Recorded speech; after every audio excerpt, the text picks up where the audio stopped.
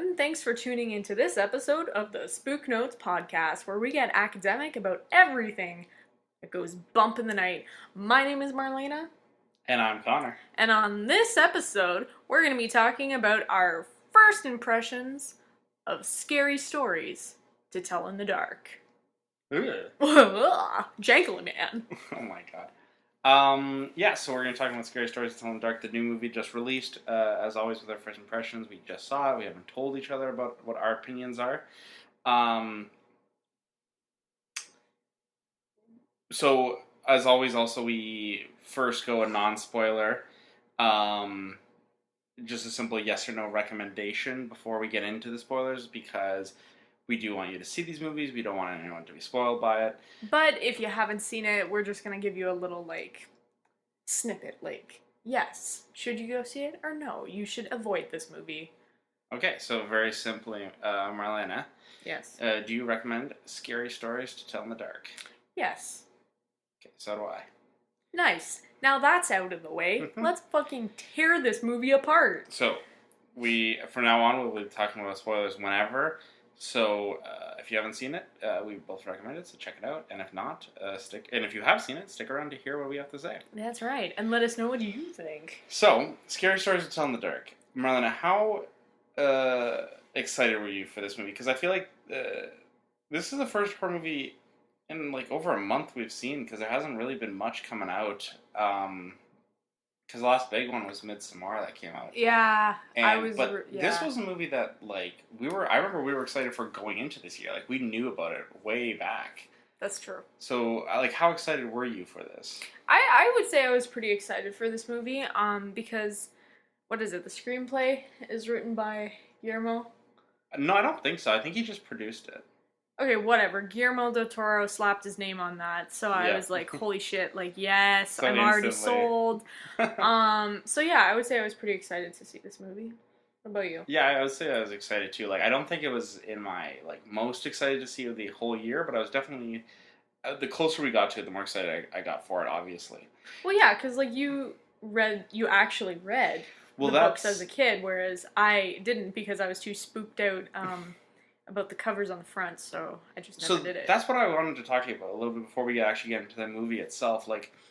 Because that's what I thought it was interesting, because you have never read the Scary Stories to Tell in the Dark book, and I have. And for me, they weren't on the same level, because, nothing reaches the same level as Goosebumps for me, but they were still pretty big in my childhood for shaping my love of horror. And they stuck with me as a kid, because sometimes, I had the books, I read them, and then I, put them in my closet. I had a whole bunch of books in my closet. Mm-hmm. And then I would go in my closet later on, and then I remember those books were always there. I remember seeing that cover and those illustrations. And sometimes it would go long periods of time, and I would kind of forget about it, but I'd always open my closet, and that book was there, and those illustrations. That's what really got to me. See, I vividly remember the cover. I can't remember if it's for the first or second one, but it's the skull and it's half turned. And that's the first one. Yeah, but I just remember I was like, oh shit, this is actually spooky shit. It's not Goosebumps level. So you didn't even know any of the stories, right? No. Yeah, so that's one thing I was kind of looking forward to, seeing those stories, realized on the big screen. Yeah. Well, then I guess that's kind of good. This podcast is going to be really good, because here we have a well-seasoned, scary stories to tell in the dark boy, and novice at this shit. So, yeah. Okay, well, so let's get into it. Yep. Marlena, what did you think of the movie? I thought it was good. I didn't think it was great. Okay. I had much higher expectations for this movie than what was actually presented. I loved the characters, sorry, I gotta be a little bit more specific. The spooky characters. The monsters. The monsters, yeah. I loved how they were portrayed. I thought that was done really well. But I just thought it was dragging a little bit. And I don't know, maybe if that's because we see so many spooky movies and shit, but it was kind of boring at parts. And I was like, alright, come on, I want to see the scares. I want to see Guillermo's work, But again, he Yeah, didn't do it. I know that, but that's I think what I was thinking. I was like, oh my god, this is gonna be like Crimson Peak. This is gonna be like well, whatever, right? But it wasn't. So you thought it was good. I thought it was just good. Okay. All right. What That's. What about you? I think I'm a little higher than you. I actually still wouldn't call it great either. Hmm. I would say it was really good. That's what I thought. So I'm maybe a one level up from you. Okay. I mean, I think I agree with you. That was actually my biggest problem. I thought it did drag a little bit. There was large portions Where in the nothing middle really happened. where there was just kind of like they were researching stuff, trying to find out what's going on. Yeah. And that those parts were much weaker, obviously. And I feel like even though obviously Scary Stories to Tell in the Dark, it's an anthology book, it's a bunch of short stories, and this movie. It could have gone that road. It literally could have just been a bunch of short stories if it wasn't. And that's what I thought it was gonna be. And that's why I think I didn't like it as much. But what I was gonna say was, it still kind of has a little bit of that aspect because basically there is an overarching story, obviously, to it. But really, the highlights of the movie and the biggest part of the movie are these like throughout the entire movie 5, 6, 7 maybe vignettes where it's just like a character and then like a monster, and then it kind of goes like this, and then there'd be a period in between, and then it'd be another like little vignette of this character and this monster, and then it would kind of go on like that. I know. But I think if it was just a solid anthology, it would have been a little bit better. Because this movie, and obviously even the book version is very similar to Goosebumps for me. And the vibe I was just getting from this movie was this is Goosebumps, but like a little bit more scary. Well, that's the thing. It definitely is. Especially this movie, because it kind of did the whole approach of the stuff in the book is coming to life. Yeah. That kind of deal. I mean, that's ripped straight from the Goosebumps movies. Yeah. Where I think it differentiates itself from Goosebumps is what it was just like the same thing the book did. Is it's Goosebumps. If Goosebumps' age is like 8 to 10, this is ages like 11 to 13. Yeah. Like, it's just that one level up of like, it's still not going to be gore. Like, you're not going to see like anybody's like guts hanging out. Like, they're not going to be showing decapitation and blood flowing everywhere. But it's very graphic. Like I would say a lot of like the scenes, especially like, well, I guess we're probably gonna break them down as we talk about this, but like starting off like with the scarecrow, like he got stabbed, and you see the things going through him. Yeah, that's why I was like, holy shit! Like, isn't this like a 14A movie? Like, what? And I think of even like.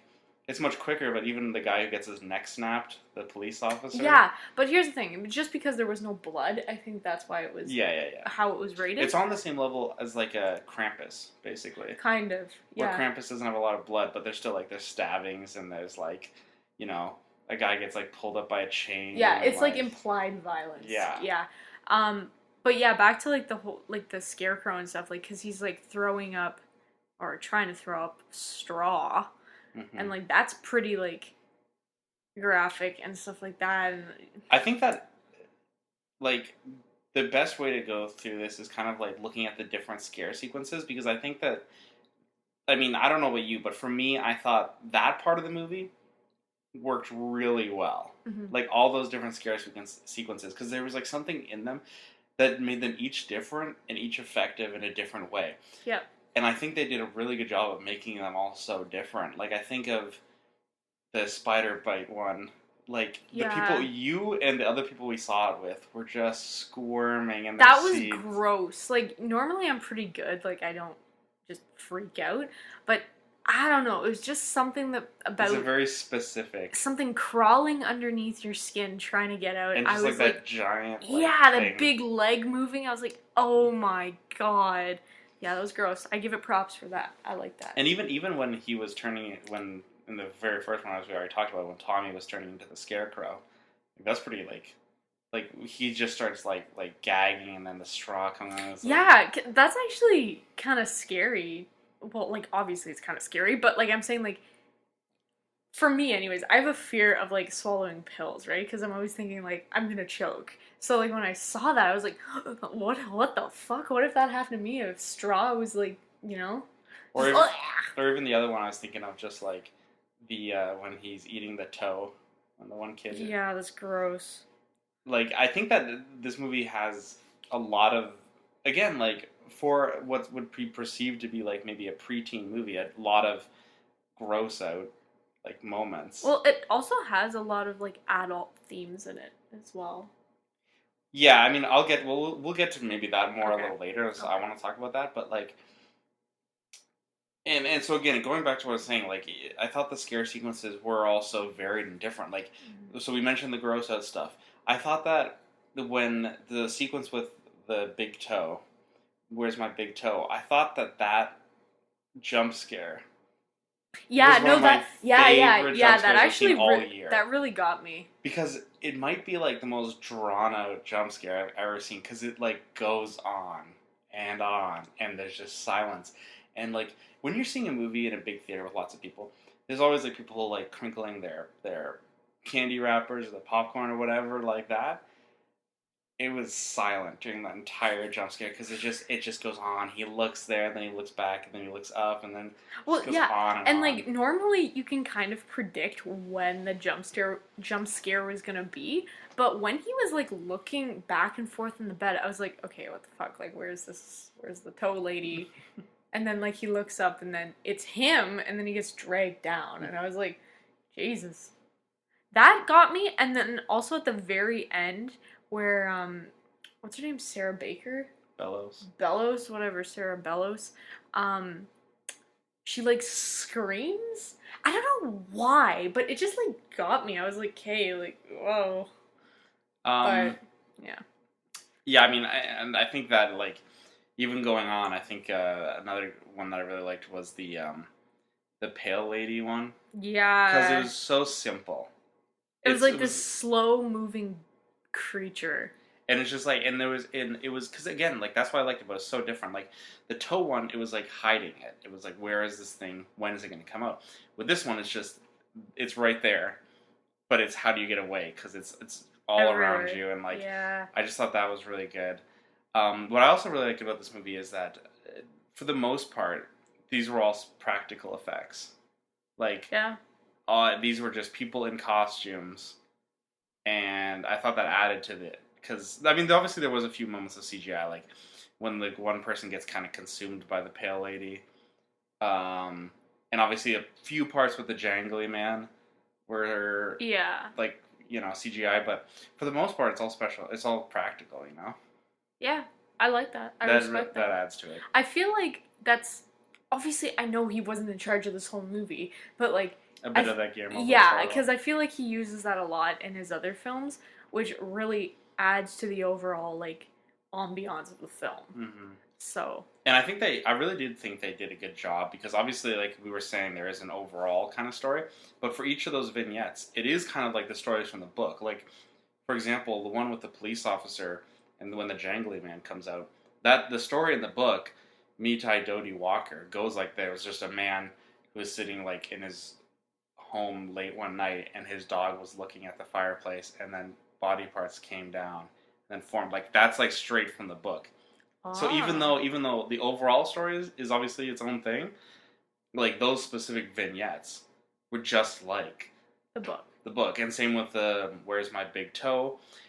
I think the difficulty in translating them that I think I would actually applaud them for is that these stories, they're not really like straightforward narratives. They're more like folk tales. Mhm. Like the Where's My Big Toe, it's like the story goes like, oh, and then there was a person and they found a big toe and they put it in the stew. Like it's not really supposed to be like straightforward narrative. It's more just like a folk tale. I see. So it's that kind of logic. Yeah. Um, so yeah, that's what I really liked about it, and the jangly man as well. I really loved. Like, God, what a creepy. Connor was even before he saw this movie was going off about the jangly man for like at least a solid month. Be like, the jangly man is gonna get ya, frick. Well, I'd you be know like, what's funny is okay. that he was played by. I know I heard this that he was played by this guy. I can't remember his name, but he's like this Contortionist. contortionist who I think he was on like America's Got Talent or whatever last year. but he's a Canadian contortionist. Is he the one at Wonderland? Yep. Whoa, really? Yeah. Okay, because I was gonna say the way he contorted his body, I was like, bro, we saw this guy. So when did we go to fucking Halloween Haunt? When was the last time we went? Oh, 25th? like 5 years ago, 5, 6 years ago. Holy shit, we're getting old. Yeah, but anyways, we went to Canada's Wonderland, which is just like Outside of Toronto. outside of Toronto, big like amusement park, kind of like a Six Flags type thing.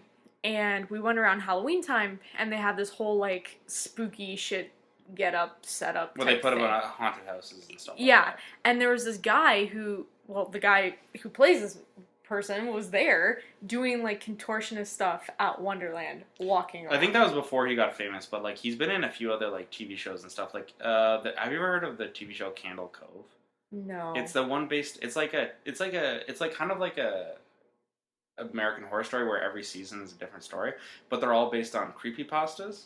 Oh, okay. And they have like lots of monsters and creatures in that, and then he plays a lot of like, and like he's famous for like that like walking backwards kind of thing. He like drops his legs too. Yeah, and he like twists around. Yeah. So I feel like kind of honored to know that like I knew him at his like minimum wage job, and now he's in the movies. Yeah, it's kind of cool. Yeah.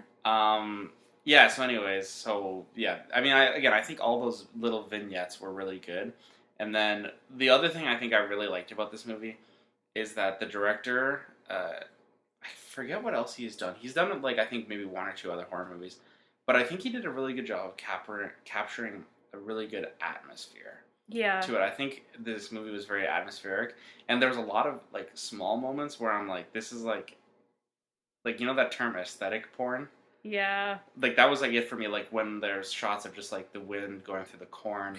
Yeah, well, also that one scene where, like, it's, like, by the bridge, and, like, the cars are coming up. I don't know, and then it has, like, the trees and stuff, and I was like, wow, this is fall. Yeah, like, I think it really captured that fall. Also, where was this filmed? Because... I don't know. It looks so Canadian. A little bit. Like, some shots, I was like, wow, this looks like it could be, like, a 20-minute drive from our place.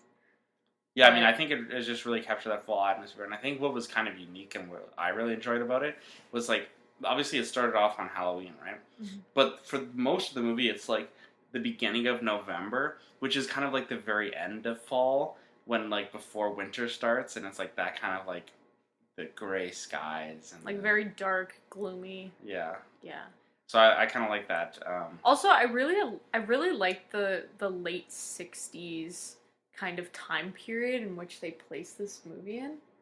I thought that was really cool. Also, I have the same glasses as the chick in the movie, and I was like, wow, this is me.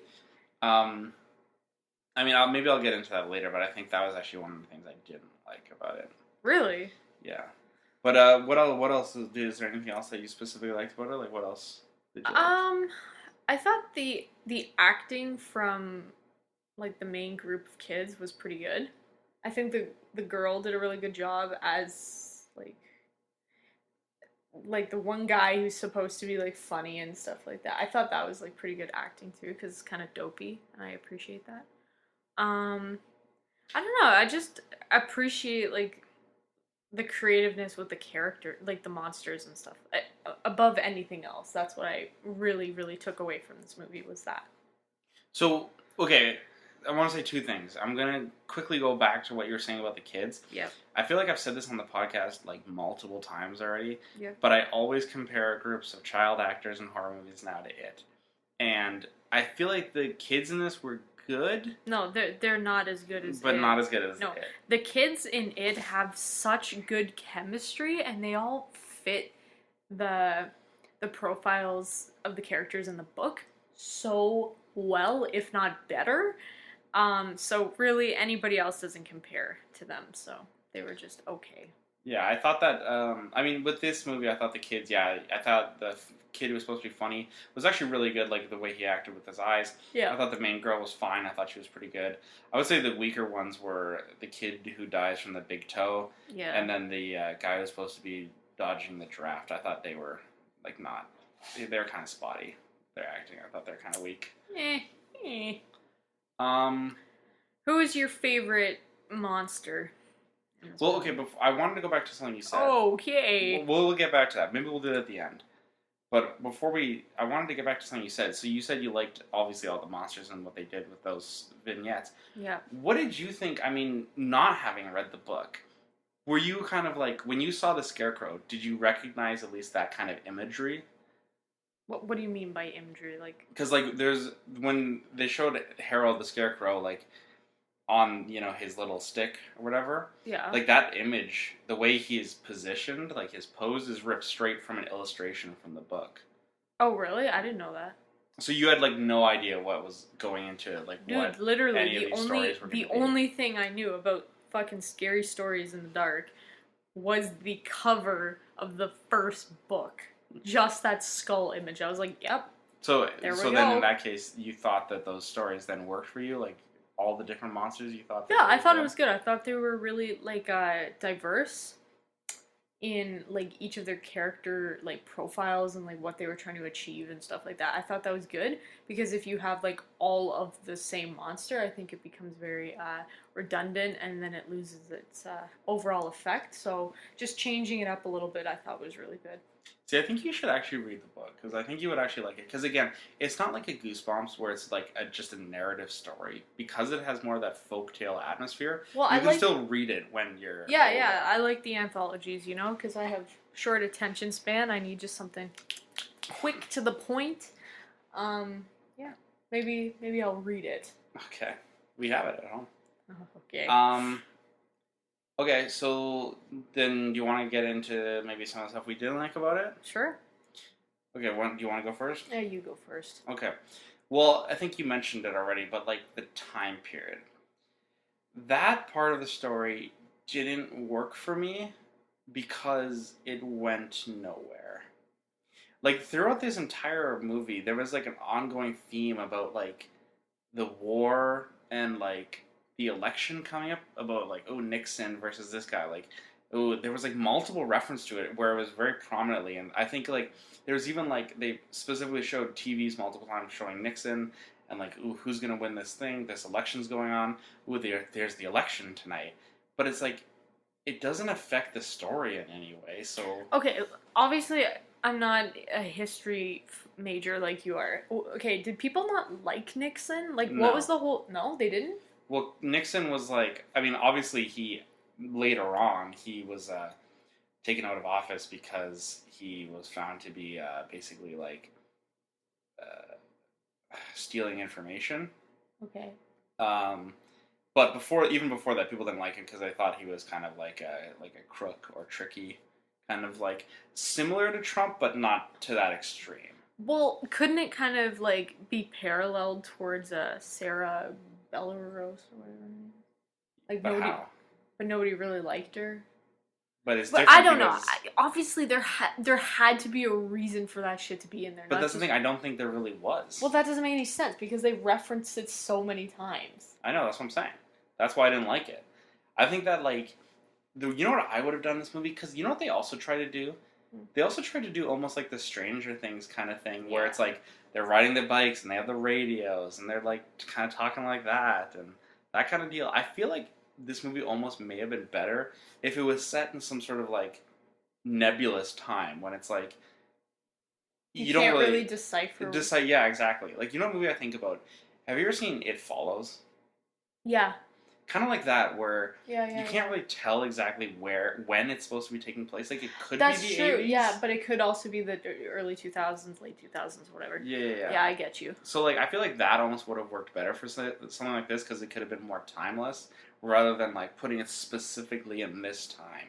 And I don't think it worked. Like, okay, I think there has to be a reason for that Nixon shit. The way I'm thinking of it is almost like oppression in a way. Like, maybe some people, like, I don't know. I wasn't fucking around when this happened. I was not born yet. But there's probably people who felt oppressed by the government, and him going into power was going to affect them in some way. So maybe it's kind of like reflected onto the characters, like they feel repressed, much like how Sarah did and her family, Mm-hmm. because they all kind of are experiencing certain things. Like the chick is feeling like I don't know what her name was. Stella. Yeah. Stella was feeling repressed because like her mom left and all this shit. The um what's his name? Ramon felt repressed because like he is seen as like a coward and stuff. The funny guy is repressed because like his mom like is kind of like religious and all that shit and wants to like hug him and love him and he doesn't want that.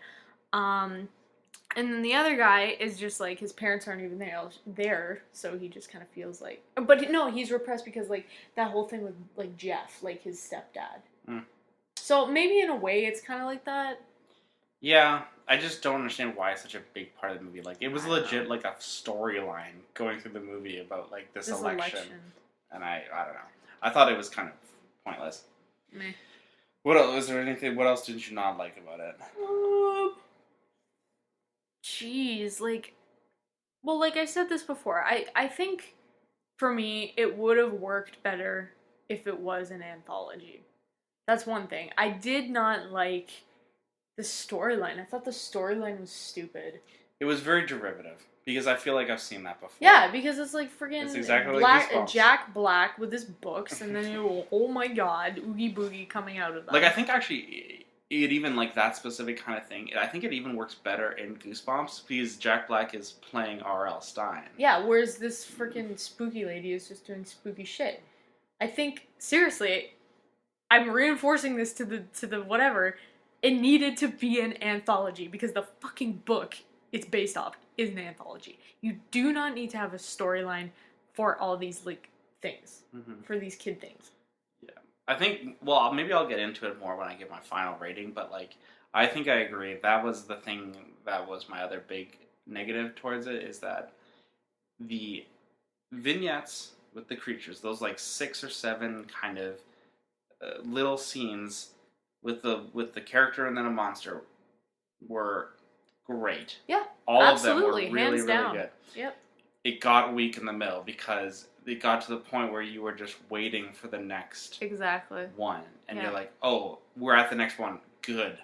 Thank God. Like I don't care about her Yeah. just telling the truth about her family. I don't care. So I think you're right. It would have worked better as a single move or as an anthology. Yep.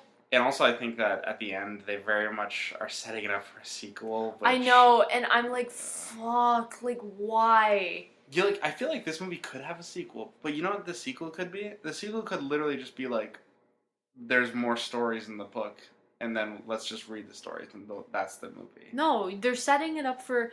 Well, our friends are still. No, I know that's what they're doing, but I'm saying that what I said is what they should do. Well, yeah, they should just fucking fire whoever directed this. I And, thought like, the director was fine. I think it was more like the studio. whatever, man. Fire somebody because this could have been so good. This could have been way better than it was. Yeah. See, the thing with me is, like, you mentioned this earlier, but, like, you said, like, your expectations were very high. Yeah. For me, I don't think my expectations were very high. So I was very, like, pleasantly surprised. Because, like, again, like, just based on the strength of those vignettes, that's what really got me. That's what really made me love the movie. Okay, obviously it wasn't, like, Midsommar, like, expectation high for me. But I would say I was expecting more because of Guillermo del Toro's association with the movie. Mm. Seriously. And, like, when you slap somebody's name like that onto a film, you're setting yourself up, like, because he's so credible, he has such high standards for who he is, that when you see this, you're like, well, what happened? Obviously, I know if he was directing, if he had written most of it, if he had fucking done everything, it would have been a masterpiece. But I don't know. Okay. Should we get in our final ratings? I guess so. Well, we haven't even said who our favorite character was yet. I thought we were going to do it at the very end. Oh, for God's sakes, I thought this was the very end. Well, we got to do this first. Holy smokes. Okay, yeah, sure. Okay. How many big toes? Big toes. Out of 10, would you give it? Alright, I'd give it a solid 4.5 or 5. Wow. I give it a 4.5. More and more I think about it. All right. I think I'd probably give it I would say a 7. Holy shit, really?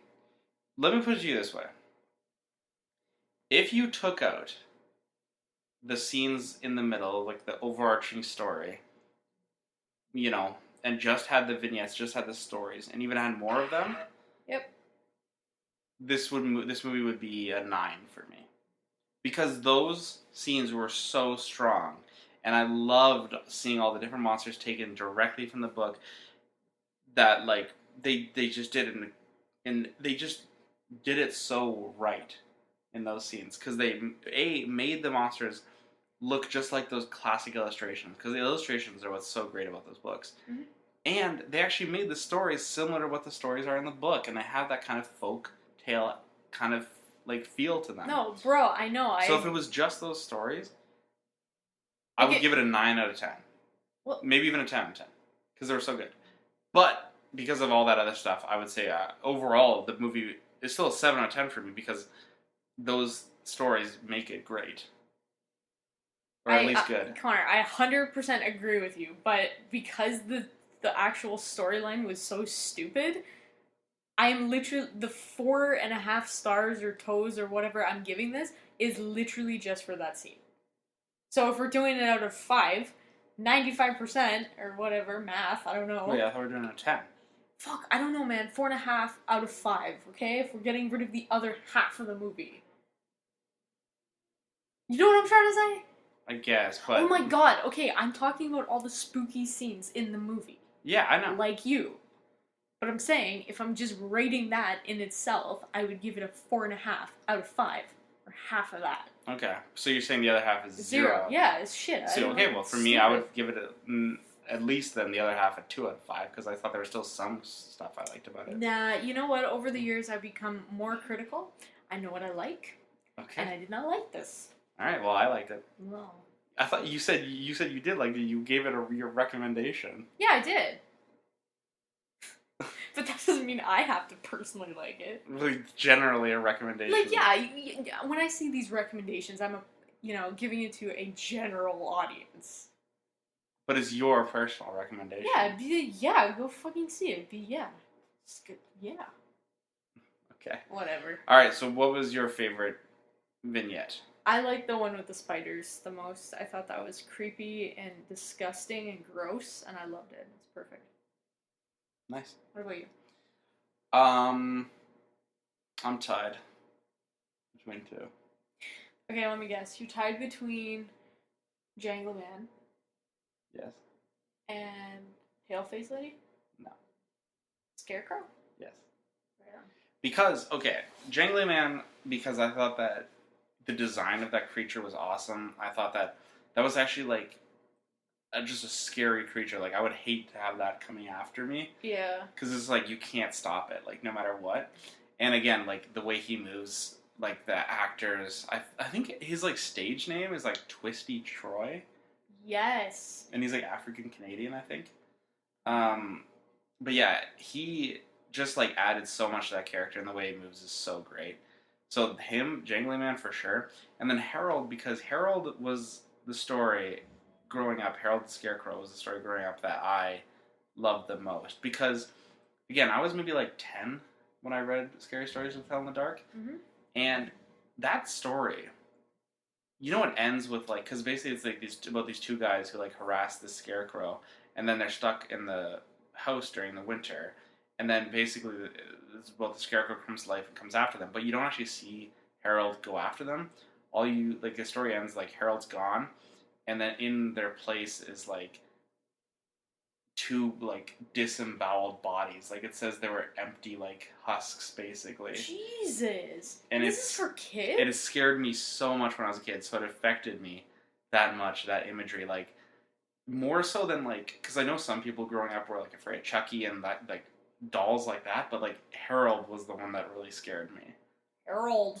So seeing him on the big screen, and then I really like that. So I think Harold might be my favorite.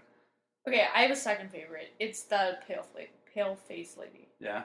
That was scary. Just seeing something at the end of the hallway just come, like, it wasn't even running at you. It was like slowly slugging its way to you. And I'm like, oh shit! Like, how do you escape that? You don't. You just get like the thing is like an amoeba for God's sakes. And see, that's what I'm talking about. That's how good these scenes were. Is we both had two favorites, and they're both 4 different vignettes. That's how strong they were. Yeah, I know that, but I'm saying I have 4.5 toes. All right, fine. Well, so I guess that's a total of 11.5 out of 20 for us. Yeah, so that's like That's still a pass. that's like a 62.5%. Somebody do that math and check it for me. I think it's a little bit more. I don't think it's care. more like 65. I don't care. Actually, Okay, I got a calculator right here. no. What did we say? What did we say? 11.5 11.5 out of 20. 57.5. Wow. 57. Okay. Wow. Well, Jesus. We'll still pass though. Okay. Well, that's all what matters. Yep. We can only try our best. I liked it. You didn't. I never said that. I said. But you said you would give it a failing mark, so which means you didn't like it. You know what? Failing is subjective. Like, whatever, man. All right. Well, thank you very much for listening. Yes, we thank hope you. you enjoy listening to us. Marlayna, where can they find us? Well, folks, you can find us on SoundCloud, iTunes, and the YouTubes, all under the 6 spooky handles, Spook Notes. And if you have any questions, comments, or hopefully no concerns, Or thoughts about this movie of your own. or thoughts, just even tell us about your life. What do you like to do? What's your favorite color? I don't really care. Just shoot us an email at spooknotes@gmail.com. Mm-hmm. And yeah. Don't forget to smash that like button. Mm-hmm. Share us with your friends. Subscribe, right. comment, all that beautiful stuff. Yeah. And this is our 25th episode, so we have Yeah. lots of episodes in the back catalog. You can go back. You know what I would even say about them? You can listen to them, and they're almost like they're scary stories that we've told in the dark. I'm leaving. Right. Wow, you're so funny. Alright. And lastly, as always, Don't forget to cite the Spook Notes. bye. Bye.